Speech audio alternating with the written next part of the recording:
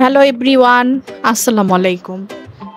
আজকে আমি আপনাদেরকে তৈরি করে দেখাবো আমি কিভাবে খুব সহজেই সরষে ইলিশ রান্না করি। সেটাই আজকে আমি আপনাদের সাথে শেয়ার করতে যাচ্ছি।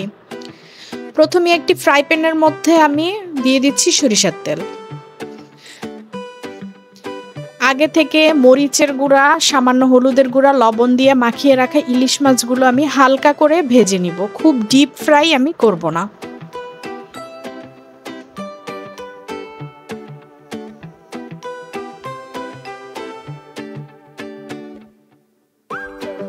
মাছগুলো ভেজে নিচ্ছি।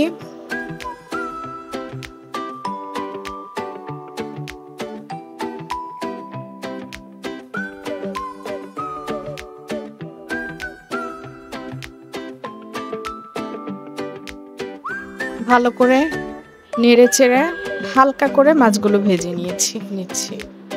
মাছ আমার অলরেডি হয়ে গেছে। এই পর্যায়ে আমি একটি মিক্সিং জারের মধ্যে দিচ্ছি সরিষা, পোস্তদানা, সামান্য লবণ ও 2টা কাঁচামরিচ। কাঁচামরিচ 2টা দেওয়ার মানে এই হলো যে সরিষাটা তিতা হয়ে যাবে না। একই ফ্রাই প্যান থেকে আমি মাছগুলো তুলে নিয়ে দিয়ে দিচ্ছি কালিজিরা। কালিজিরাটা সামান্য ভেজে নেব। এখানে আমি 1 টেবিল চামচ কালিজিরা দিয়েছি। দিচ্ছি 2টা কাঁচামরিচ। কিছুক্ষণ ভেজে কাঁচামরিচ আর কালিজিরাটা কিছুক্ষণ ভেজে নিয়ে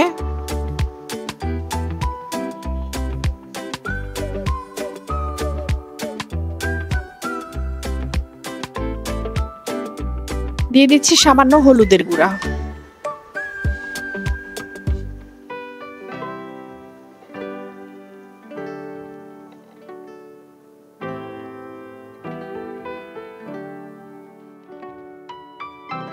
দিচ্ছি সামান্য মরিচের গুঁড়া।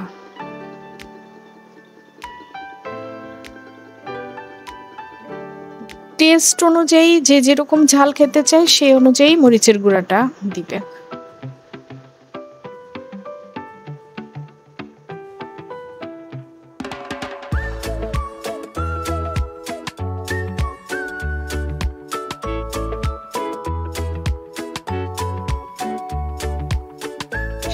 সামান্য পানি দিয়ে মশলাটা কষিয়ে নিতে হবে।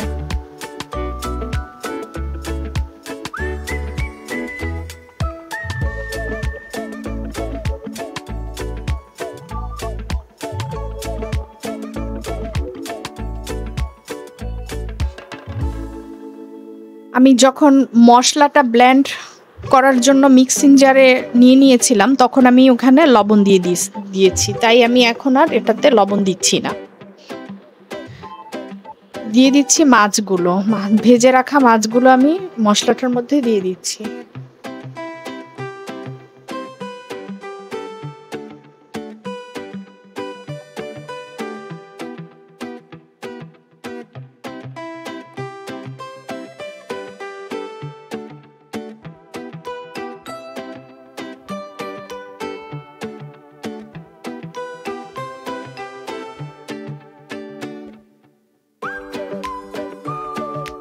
এই মশলাটা আমি রেডি করে রেখেছি, সেই মশলাটা এখন আমি সবটুকু এটার মধ্যে দিয়ে দিচ্ছি।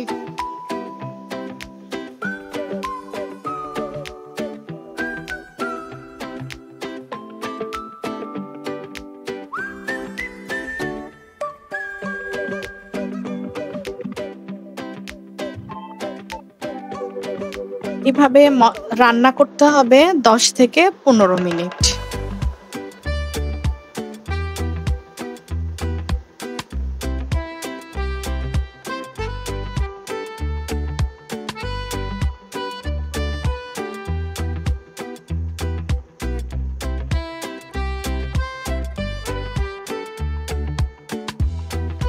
দেখতে পাচ্ছেন আমার সরিষা ইলিশটা রান্না হয়ে এসেছে, তেলও উপর থেকে ভাসতে শুরু করেছে।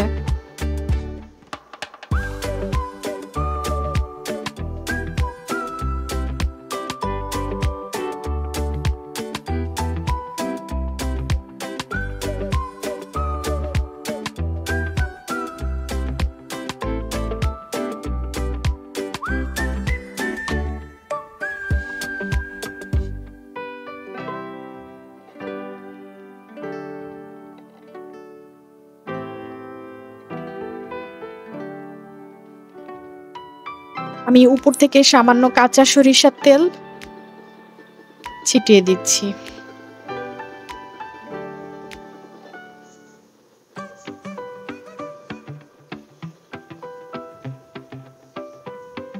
এভাবে আরো কিছুক্ষণ রান্না করতে হবে।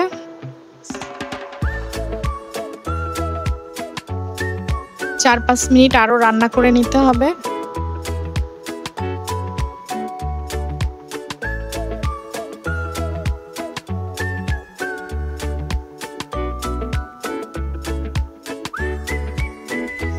এই পর্যায়ে আমি লবণটা একটু চেক করে নিব। যদি মনে হয় যে লবণ দেওয়া দরকার আছে তাহলে আমি লবণটা দিব, আর না হলে ওকে। আমার মাছটা রেডি হয়ে গেছে। এই পর্যায়ে উপর থেকে মাঝখান থেকে কেটে নেওয়া 3টা কাঁচামরিচ আমি দিয়ে দিচ্ছি। তৈরি হয়ে গিয়েছে আমার সরিষা ইলিশ। আমার আজকের এই রেসিপিটি যদি আপনাদের ভালো লেগে থাকে তাহলে লাইক, কমেন্ট, শেয়ার এবং সাবস্ক্রাইব করবেন। দেখা হবে পরবর্তী কোনো ভিডিওতে। সে পর্যন্ত ভালো থাকেন, সুস্থ থাকেন। আল্লাহ হাফেজ।